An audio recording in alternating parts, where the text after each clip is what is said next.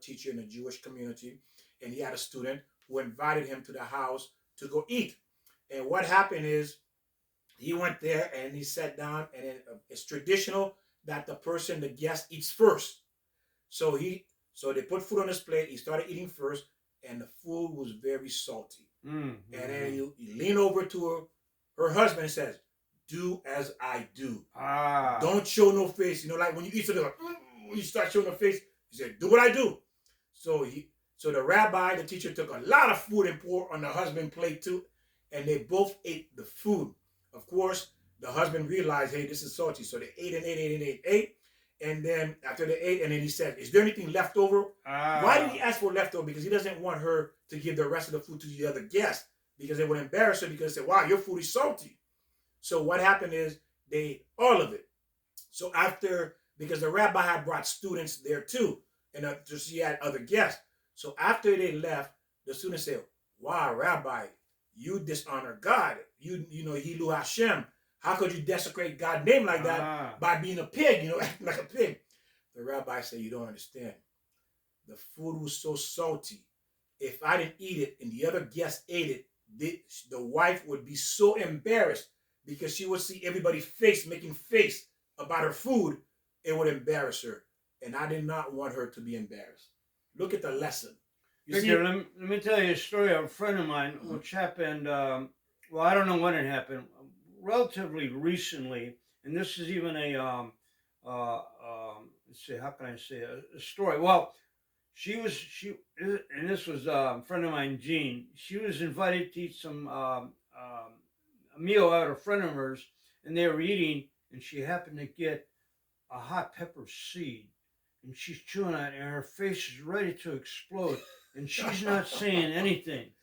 So, like you're saying about the rabbi, so I mean, this was a person who was her acknowledgement was her character was at a high level, like you're talking about the rabbi. And so she was telling me she's eating this, and it's so hot.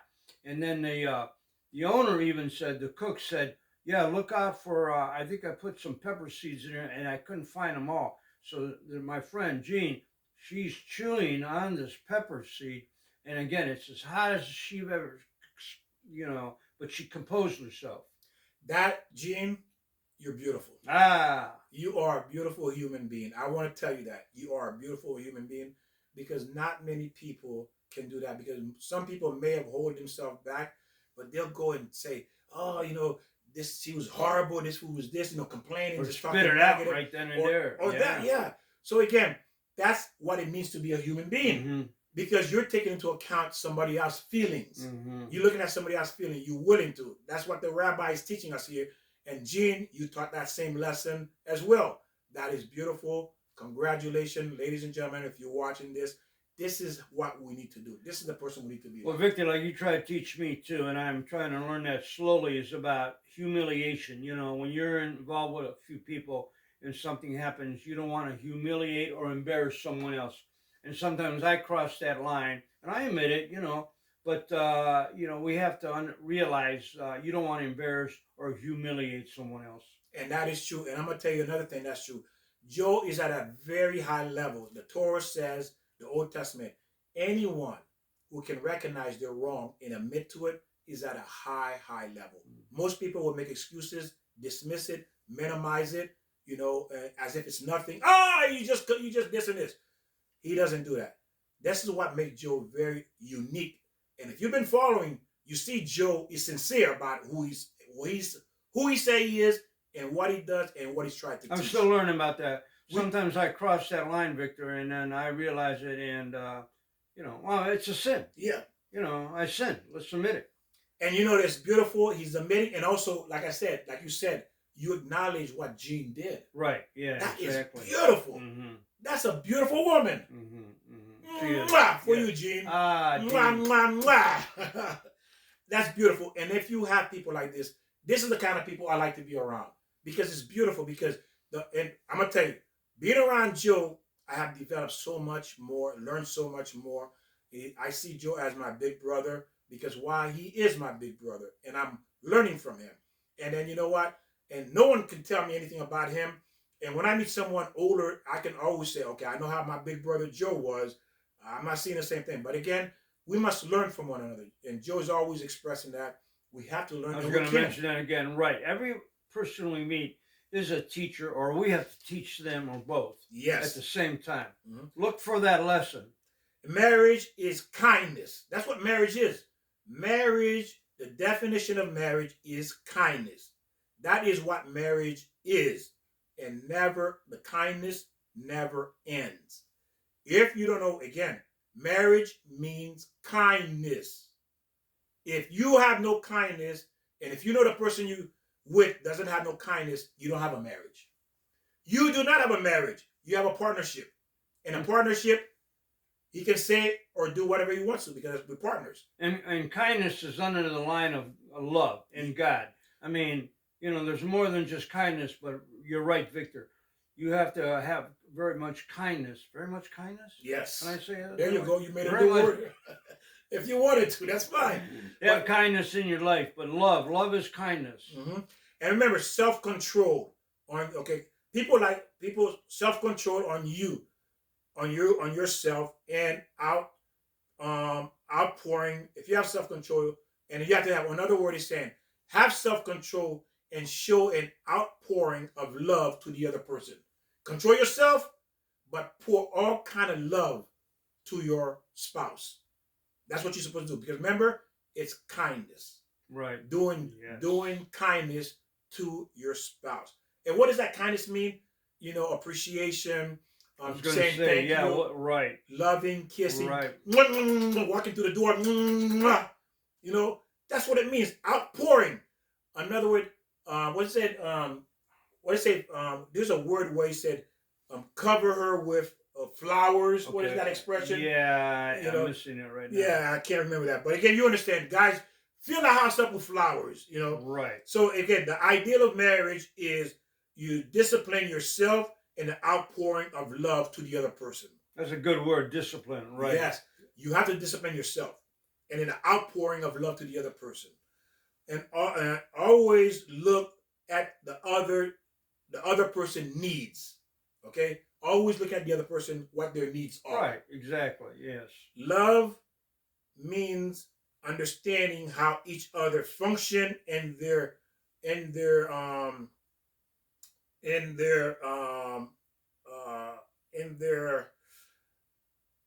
maleness and femaleness, meaning that their role. What is the maleness role? What is the femaleness role? Right. What are our roles? We each have a role. We do have roles. Yeah, right. We have roles. I can't bring kids into the world. I can't carry the kid, so I have a role. Right, exactly. You see? And also the man is the protector. There you go. We all have our role. Okay? The law is not to interfere in the area of the woman, and she has the authority in the area of the man that has authority in. So meaning that the man has his role and the woman has her role. So neither party can interfere in each other's role. You see what I mean? So like, for example, look at it like this on a job. You have your role and your boss has his role. Yeah, you're right about that. We each have our role. Mm-hmm. So it's not my role to tell you as a boss what to do, and it's not your role as a boss to tell me what to do in my position. We each have our role, if that makes sense. So we have to look at each other and respect our role. And sometimes you got, when you say role, maybe somebody's not doing their role correctly. So, you're right, Victor. We all have different roles, but we have to talk about it, how we're being respected with the role. That is true, Joe. That is 100% okay, true. Yeah. Okay. That is because, again, when you care about someone, just like you have kids, if they're not doing what they're supposed to do, don't you talk to them? There you go. You talk to them. Mm-hmm. Say, this is what your role as a child, this is where you are, this is what you need to do. So again, you're not telling your husband or your wife what to do, but just pointing out something that they could do better or what they're supposed to be doing. But again, remember, you have to respect each other's role. Right. But again, if you're with the right person, you don't have to do that. Well, look, between you and me, even, the role, when you say to me, Joe, you're crossing the line when I get too angry, or use the wrong words, the bad words, and then, it's your role to come in and kind of like say, Joe, let's watch your how you're handling that. Yes. So we always, again, getting back to constructive criticism. Yes. We always, that's a fine line because people get mad. Don't tell me what to do. But you got to realize we all need to be educated in every aspect of our lives. Ask yourself this: are you God? No. Right. Or let's go a little bit further down. Do you know everything? No. Let's go further down. Are you happy in your marriage? No. Let's go further down. What do you know then? Yeah, nothing. So the law is, before you do anything, you are supposed to ask your wife before you make any decision, and he must discuss it with her first. Because why? She's your rib. She's your rib. Treat your rib with kindness. Marriage is kindness. Love your rib. Mwah, mwah, mwah, mwah. Don't forget, she came from a rib. Where do we come from? Sand. Dust. Dust. Yeah. So who's stronger? Yeah, dust or sand? The rib. The rib. The rib. The woman is stronger than the man, because that's beautiful, Joe. We came from dust. God created man out of dust, and he created the woman from the rib. So the woman is stronger than the man. There you go, Victor. Not physically, but spiritually, she's stronger. Sometimes they are physically stronger. Yeah, that's true too. There are some. So you don't have to take her advice, but you must discuss it with her. Meaning that in the area that you're responsible for. In the area that you're responsible. If a decision is in her area, you don't have to say anything, okay? Because let's say we're going to get into that, the areas, okay? Set up the agreement beforehand who will be responsible for certain area. Right. For what, like we were talking about earlier, who's going to cook, who's going to do this, who's going to do that, who's going to handle the money, who's going to handle the finance, who's going to pay the bills, who's going to, balance the checkbook. Okay? So you can discuss those beforehand. And that can change too. Yes. I mean, the person getting tired of it, or is not doing it right, or, wants a different position. So it can change. That is true. Things can change. That is true. And change is good. And change is good. If it's changing to improve, that's beautiful. That's what you want to do in your relationship. Changes should be to improve, not to decrease or remove something that is good. Right. Money issue must be explicit, set up at the beginning of the relationship. If not, it will wreck the marriage and you will be stuck in something you don't want to be. It's almost always a fight. It's about the same thing over and over. Most fights is usually about the same thing over and over again. Yeah, it is. It really is. It's nothing really new. No. It's something from day one. And one is, why didn't you put the toothpaste cap on it? Yes. And if you look at your relationship, if there's been fights, think about it. Was it always something new? No, it's probably the same thing you've been fighting. For 20 years, you've been fighting over the same thing. Okay? So make sure you have this set up before you get into the relationship. The law. Man has the final say-so if it has to do with spirituality, the living, the Torah. It has to do with the kids, because man in the Jewish community is obligated to learn Torah for the rest of his life. Why? Because he knows how to handle himself as a man to govern the family. What about a stupid man, or a man who hasn't been taught by his parents? Well, she picked him.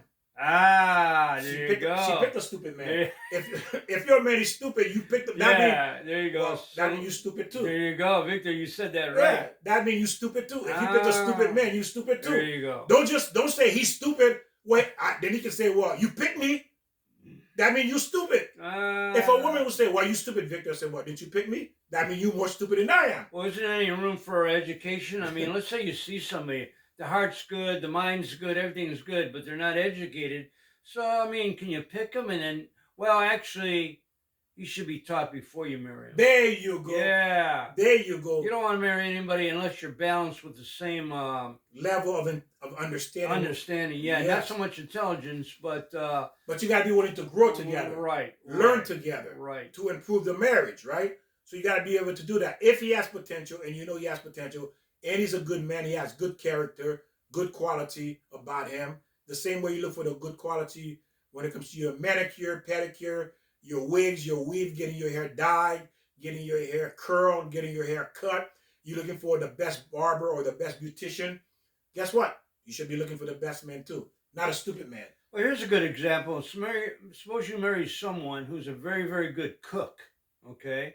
And they're cooking for you, they serve you the meal, but you have like diabetes. And maybe this person put too much salt or sugar or whatever in there. So we have to realize that's something that has to be addressed. Yeah. And again, right. These things you should know up front too. That's what I'm talking about. Yeah, you should know. It's not like later, like in 3 years, you realize this person has this and this.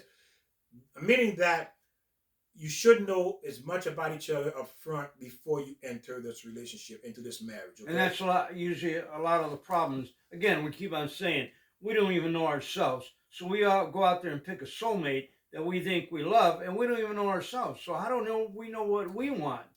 You have to learn. That's it. You have to learn.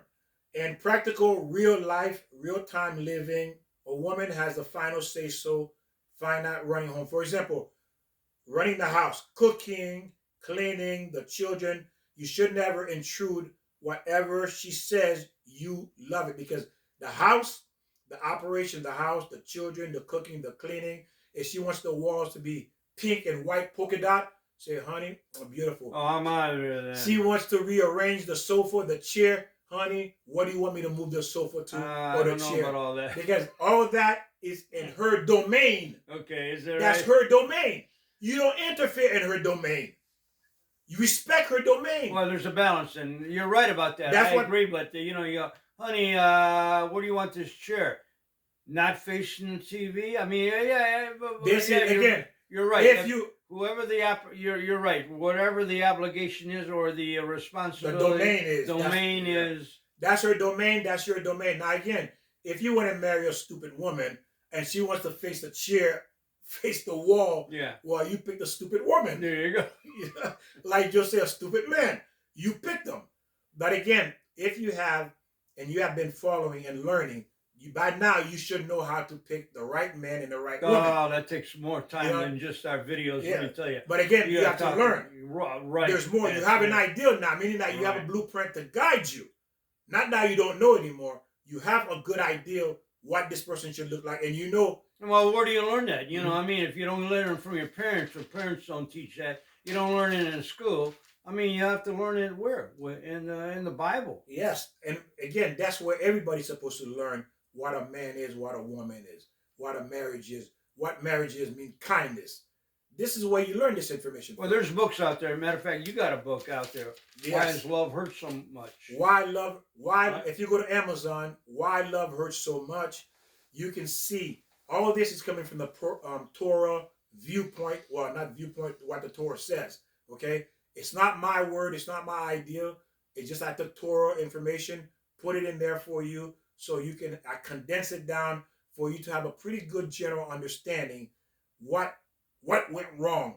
What did I do wrong? What's the name of the book? Why Love Hurts So Much, on Amazon. All right. Okay, and now remember, dressing the children, the color of the house, the furniture, where the house is, all of that belongs to the woman. That's her domain. Unless you made a specific agreement beforehand, who will handle certain things, okay? Obey now. These are the 3 rules you must obey for this thing to run smoothly, because I don't get to step on your toes. See, you don't want to step on each other's toes, because why? Meaning I'm interfering in your domain, in the area that you're supposed to be the authority over. That's your area. Just like what about if a woman's not? Maybe that's not her area. Maybe she likes carpentry work. If it's not her area, then again, you discuss that. There you go. Again, like you're saying, you discuss it up front. Maybe she doesn't like to cook. But these are general rules. What would you do? Now, you're not a cooker, right? You don't like cooking. What about if you marry your soulmate who's not a cooker? What do you do then? Well, you have to hire me? No. Well, $100 an hour at cooking, Victor. Then we're going to have to learn how to cook together. Oh, see, Victor, there you go. We're going to have to learn how to cook together, hopefully. The right answer. Or we learn to microwave together. But we would have to learn how to cook together. Right. Obey these rules takes away most of the problem that will come later in life. Because why? I know this is your area. Now again, if you marry a stupid man, guess what? There's nothing you can do about it. You have to live with it. Like Joe said, you made your bed. You live in it. You make it. You sleep in it. There you go. You made your bed, you lie in it. Okay. That's what you want. Forgot my saying that I love so much. And if you still with this stupid man, you chose it. You chose to stay with this stupid man. That's your And fault. that's part of what we said in the beginning too. Marriage takes work. Mm-hmm. So I mean, just because we marry someone who doesn't know, we say stupid. Maybe we shouldn't use that word. You know, all of us are not educated on everything. You know, I don't know how to tune a car. I can vacuum a rug better than I tune a car. Or maybe, you know, I can cut grass. But, you know, I mean, there's a lot of things we can do. So we have to teach each other. Yes, and when we're saying stupid, mean that deliberately, who's not good person, who's not a good person, who doesn't care, who just want to be ignorant, you know, who just wants to be like that, who don't care, who's insulting you, right? Who's insulting you, calling you name. That's a stupid man. Yeah, you're right, Victor. Yeah, that's a stupid man. Hey, you B, where's my food? Bow, bow. That's a stupid man. And then you're right too. If you marry a man like that, then you're stupid, right? Yeah, there you go. There you go. And he's cursing you, degrading you. People do that. That's a stupid man. And then you stupid too because you're staying. And you know why? They looked at the car. They're looking at the money he's making or the prestige. I'll put up with this. Boom, boom, slapping around, calling me a bitch. Yes. There you go. And this is what I'm saying. You stupid too because that's right, Victor. That's what I'm going. That's what we're going with that stupid when we say stupid man. Because that's what you pick. Because we teach our children not to use the word stupid, but we're using it. Yes, so you understand what we're talking about. There you go. Again, listen, this is to wake you up. This is for you to realize, hey, I'm wrong. I'm doing the wrong thing. I'm miserable. I'm unhappy. How do I fix it? Well, we're telling you how to fix it. What the Torah is telling you how to fix it. Not me. Okay? Not me. The Torah is saying. Now it says, respect each other area. Respect each other domain. Kindness. Do kindness to each other. Give to each other, doing only for the other person. Don't look at you. It's not a partnership. What can I do for her? What can I do for him? This is the way you look at it. And spiritual structure, what is a man? What is a woman? Remember the spiritual structure we talked about way at the beginning? It says, if a man treat his wife correctly, she will unconditionally glow. If he's treating her good, she's always walking around with a smile. And you see that sometimes. Yes. You see that. You understand that. Yeah, you say, why are you so happy all the time? That's because you don't have the husband I have. That's why. Or you could say, why you always got a black eye? That's because you don't have the stupid man I got. Because I love my stupid man. Why? My stupid man always putting me down. Always giving me a black eye. But I love him. I love that stupid man. He always punched me out. He always giving me a black eye. Is that what you want? Then guess what? That's who you are. That's who you are. If you want to know if a man is treating his wife correctly, you can see by the way the wife is behaving. By the way she's behaving. This is how you know if you have a good man. If you don't know, if you want to know, most women who have friends, they already know your husband either good or bad. They already know that. Right, probably. They know if you have best friend. And the question is, why you staying? Women love to make excuses why they staying. You know why you staying? Because you know good too. Don't make excuses. You just know good. That's why you stay in this bad relationship. Don't make excuses. You're just like him. That's why you staying. If you were not like him, you would have left a long time ago. Some people are dedicated to their children, though, and in some relationships, I mean, and I'm not agreeing with it, Victor. Yeah, when something's wrong in a marriage, if you can't fix it, you got to get out of it. You can't. Gotta allow divorce. Yes. Right. Because why? You're not staying because of the children. You're staying because of you. Well, and the children is excuse. I'm gonna tell you why. Because why? Why would you want your children to see you getting punched out? You're unhappy. Right. Why would you want your children to learn that? You want your children to learn those things because you don't care about your children. If you care about your children, you would say, I'm going to get out of this relationship. I don't want my children to see this. I don't want my children to be like this. Yeah, they can't be exposed to that. They shouldn't be exposed to that. Exactly. It's about you. Well, sometimes the parents hide it. So maybe that's what... It's still about you. Right. It's not about the children. Don't twist it and make excuses, think it's something different. Well, like you say, we don't know what it's in everybody's mind. We can't speak for everybody. That is true too, Joe. You're right. You know, I mean, I'm just saying. No, you're right, Joe. But you're right too about Victor.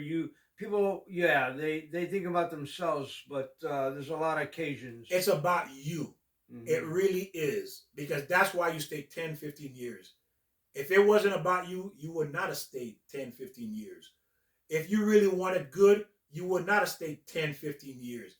If you were searching for good, you would not even, after the first, second day or 3 weeks later, you would have left. Because it is you. That's why you stayed. You tolerate it because that's part of you. That you and him are identical. It says a woman is a reflection of the man. What does that mean, reflection of man? Meaning that's you. The only difference is just not doing what he's doing. You're not slapping him up. That's the only difference. But he is you. You agree with it. So again, ladies and gentlemen, this is for you to understand and for you to look at yourself, evaluate yourself, understanding you, like Joe said. You need to understand you. Who am I really? Who am I really? Well, the man you with is saying who you really are. If you really know yourself, you'll probably find the right person, the right soulmate, because you really got to know yourself. If you want to know, look at the man you're married to. That's who you are. That's a big indication of who you are, is the man you are married to. And don't settle. You have to know exactly what you want and don't settle for something. Well, this is the best I can do. Wrong. Joey's right. Do not settle. That's why God allows divorce. Because why? You got yourself into it. God says, I'm going to give you a way to get out of it as well. Because you got yourself into it. Because marriage was meant to be beautiful. It's ugly because you made it ugly. You picked the wrong person. You stayed. But God says, because you were ugly too, that's why you picked this ugly person. So I'm going to let you give your way out of this marriage. Now it's up to you. Don't make excuses, because you're making excuses because you're ugly. Because you're ugly too, that's why you're staying. If you not physically ugly. Not physically. If you were beautiful inside, you would not have stayed. Because I told you to divorce. I give you divorce. So you stay because you're ugly inside. If it's not a happy marriage, you got to either try to make it work, or you got to get out. Right. Why be in? That's like your house is burning down, and you go, I think I'll stay because it's nice and warm. Oh, beautiful analogy. Outside it's raining now. So right, you got to get out of the fire. Beautiful analogy. It's like staying inside a burning house, because why? You want to be burned. That's why you stand. You want to be burned. You want to be abused. That's why you stand. That's why you stay with God and not the devil. And you'll be burned. You see, so again, ladies and gentlemen, share, subscribe, write comments. Again, all of this is to wake you up, to educate you, to show you what you are doing wrong so you can fix it, so you can get back on the right track to get the life you really want before your clock runs out. If you leave this world and you did not experience, or at least try to search for that soulmate, for that right person, you failed. Because you didn't even get out and you didn't try to look for that soulmate, for that right person. You failed. You failed in this life, because this is what you're doing. You're given chances, you've been given opportunity, and you've been given the truth, you're given the information to fix it. Stop making excuses and get started now. And don't concentrate on the subscribe or the like or the bell. Concentrate on the message. Everybody says out there at the end of the video, subscribe, like, and ring the bell. Don't worry about that. Get to the message. Concentrate on the message. And the reason why I say that is because people, if you go tell your brother or your sister what you've learned from us, they're not going to listen to you.